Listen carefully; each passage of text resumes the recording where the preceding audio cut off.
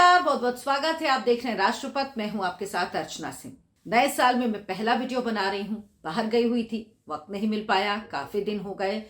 तो आप सबको नए साल की बहुत बहुत शुभकामनाएं। नए साल में पहली बार आप लोगों से मुलाकात हो रही है। साल 2024 आपके लिए ढेर सारी खुशियां लेकर आए। वैसे भी ये साल हम सब सनातनियों के लिए, हम सब हिंदुओं के लिए बेहद खास वर्ष है, क्योंकि 2024 में रामलला 500 सालों बाद एक बार फिर से अयोध्या में विराजमान होने वाले हैं, भव्य मंदिर में विराजमान होने वाले हैं। पहला जो वनवास था जो उन्हें मिला था वो तो 14 वर्ष का था, लेकिन ये वनवास बहुत लंबा था और इस वनवास में दुश्वारियां भी बहुत थी। लेकिन अब वो दूर होने वाला है। एक बार फिर से राम अपनी अयोध्या में आ रहे हैं। तो आप सबके लिए ये वर्ष नहीं, आजीवन राममय जीवन हो और राम का आशीर्वाद सदा आप सब पर बना रहे, यही कामना करती हूँ इस नए साल में आप सबके लिए। बात करूंगी आज के वीडियो में हमारे सर जी की, केजरीवाल जी की। मतलब सर जी कभी नहीं बदलने वाले। साल कोई भी हो, कोई भी वक्त हो, कोई भी चीज हो, कोई भी जगह हो, सर जी रहने वाले हैं। ईडी ने तीसरी बार समन जारी किया। 3 जनवरी यानी आज सर जी को ईडी के सामने पेश होना था, लेकिन जैसा कि उम्मीद थी सर जी ने पेश होने से इनकार कर दिया। सर जी प्रेरणा कहां से ले रहे हैं ये भी आपको बताऊंगी। लेकिन पहला नोटिस उन्हें, जब पहली बार उन्हें ईडी ने समन जारी किया, उन्हें 2 नवंबर को पेश होना था। दूसरी बार 21 दिसंबर को जब वो विपश्यना के लिए चले गए, उन्होंने कहा कि मैं विपश्यना के लिए जा रहा हूं। 2 नवंबर को जब ईडी के सामने उन्हें पेश होना था, उन्हें नोटिस जारी किया गया, तो उन्होंने कहा कि 5 राज्यों में चुनाव हैं, मध्य प्रदेश, छत्तीसगढ़, राजस्थान में मैं प्रचार ना कर सकूं, इसीलिए ये नोटिस जारी किए गए हैं। लेकिन अब जो नोटिस जारी किया गया था, जिसमें 3 जनवरी को उन्हें पेश होने के लिए कहा गया था, उससे भी अरविंद केजरीवाल ने इनकार कर दिया। केजरीवाल ने कहा है कि वो ईडी के सामने पेश नहीं होंगे। देखिए, 2 तरह की बात कर रहे हैं। एक तरफ कह रहे हैं कि पेश नहीं होंगे, दूसरी तरफ कह रहे हैं कि हम पूरा सहयोग करेंगे। जब आप पेश ही नहीं होंगे तो किस तरह का सहयोग आप जांच एजेंसी के साथ, आप ईडी के साथ कर रहे हैं।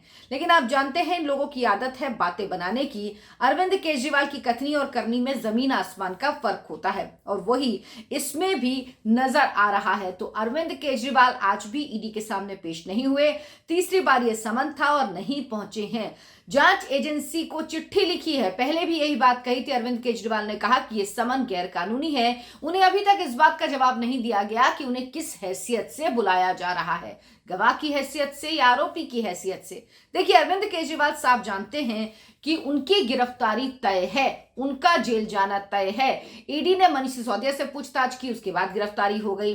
संजय सिंह के घर में तलाशी हुई, उनसे पूछताछ हुई, उसके बाद उनकी गिरफ्तारी हो गई। तो सर जी ये जानते हैं कि उनका जेल जाना तय है। और ये यकीन मानिए, चाहे जितने वो बहाने बनाएं, चाहे जितना वो झूठ बोलें, चाहे कितने वो ईमानदारी के सर्टिफिकेट खुद को दे लें, लेकिन ये सर्टिफिकेट अदालत में काम नहीं करते। अगर ये सर्टिफिकेट अदालत में काम करते होते, पहली बात, देश के कानून में कोई ऐसी चीज, कोई अपने आप को अगर देता रहे सर्टिफिकेट, तो हर एक गुनहगार अपने आप को निर्दोष ही बताता है, अपने आप को मासूम ही बताता है। लेकिन अदालतों में ये सर्टिफिकेट केजरीवाल जी के काम नहीं करते। अगर करते होते तो सत्येंद्र जैन 1.5 साल का वक्त हो गया, अभी तक जेल में नहीं होते। वो बाहर भी आ पाए तो स्वास्थ्य कारणों से आ पाए। तकरीबन 1 साल होने वाला है। मनीष सिसोदिया जेल गए तो बाहर नहीं आ पा रहे। कोर्ट ने तो कहा है आप जमानत की अर्जी भी मत दीजिए। तो अब संजय सिंह भी चले गए हैं। संजय सिंह को भी जमानत देने से इनकार कर दिया, और कोर्ट ने कहा है कि शुरुआती तौर पर यह लग रहा है कि मनी लॉन्ड्रिंग का मामला है, मनी लॉन्ड्रिंग की गई है, पैसों की हेरफेर की गई है। जब 3-3 सिपह सालार अंदर हैं, तो अरविंद केजरीवाल जानते हैं कि उनका भी बाहर आना नामुमकिन है। यही वजह है कि अरविंद केजरीवाल पूछताछ के लिए नहीं जा रहे हैं। आपको याद होगा पिछले साल 2022 अप्रैल में जब अरविंद केजरीवाल को सीबीआई ने पूछताछ के लिए बुलाया था, तब अरविंद केजरीवाल से 9 घंटे की पूछताछ हुई। अरविंद केजरीवाल बाहर आए, उन्होंने कहा था कि देखिए हमारे पास छुपाने को कुछ नहीं है। 9 घंटे तक पूछताछ हुई, जितने सवाल पूछे गए मैंने जवाब दिया। सीबीआई ने बहुत अच्छे से सवाल जवाब किए, लेकिन हमारे पास कुछ छुपाने के लिए तो जी है नहीं, तो इसीलिए हमें किस बात का डर। लेकिन अब अरविंद केजरीवाल दरअसल डरे हुए हैं। अरविंद केजरीवाल ने मना कर दिया कि वो नहीं जाएंगे। अरविंद केजरीवाल ने कहा कि वो पूछताछ में शामिल नहीं होंगे। और अब क्या कहा जा रहा है अरविंद केजरीवाल और उनकी पार्टी की तरफ से, उनकी जो पार्टी की प्रवक्ता हैं प्रियंका कक्कड़, उन्होंने कहा है कि ईडी के समन में आप कानून के मुताबिक कार्रवाई करेगी। ईडी से पूछा गया है कि केजरीवाल पूछताछ के लिए ईडी के सामने पेश होंगे तो किस हैसियत से ईडी उन्हें बुला रही है। हमारी कानूनी टीम इस पर आपको जवाब देगी जब उनसे इस बारे में ज्यादा सवाल किए गए तो। लेकिन यह साफ है कि केजरीवाल ईडी के समन में आज भी पेश नहीं होंगे। एक तरफ कह रहे हैं कि हम पूरी तरह से मदद करेंगे, हम सहयोग करने के लिए तैयार हैं। तो ये किस तरह का सहयोग है? और अब जो एक नया शिगुफा इतने दिन की चुप्पी के बाद छोड़ा गया, उसमें कहा गया कि क्योंकि लोकसभा के चुनाव आने वाले हैं और इन लोकसभा के चुनावों में अरविंद केजरीवाल से डरती है बीजेपी, नरेंद्र मोदी डरते हैं अरविंद केजरीवाल प्रचार न कर सकें, इसीलिए अरविंद केजरीवाल को पूछताछ के लिए बुलाया जा रहा। बताइए, वो अरविंद केजरीवाल जिनकी लोकसभा में एक सीट इस वक्त नहीं है, एक लोकसभा सांसद नहीं है, वो 303 पार्टियों वाले नेता को कह रहा है कि उनसे डर गए हैं कि उनकी सरकार बन जाएगी, नरेंद्र मोदी की सरकार हिल जाएगी। और इसीलिए अब ईडी ने उन्हें समन जारी किया है। ये ईडी का समन नहीं, ये दरअसल मोदी का समन है, ये दरअसल बीजेपी का समन है। यानी ये तय है,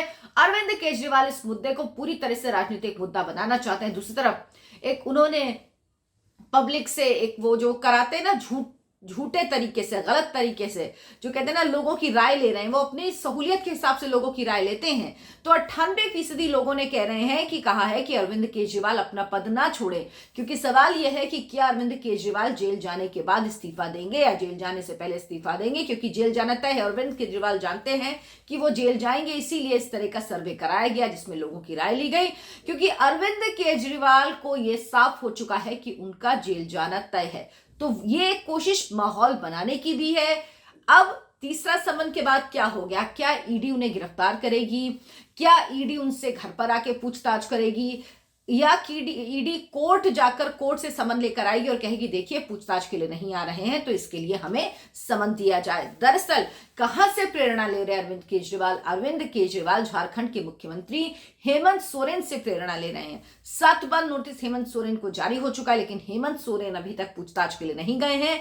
और अब ईडी ने उनसे पूछा है कि आप बताइए हम आपसे पूछताछ करने के लिए कहां पर आए।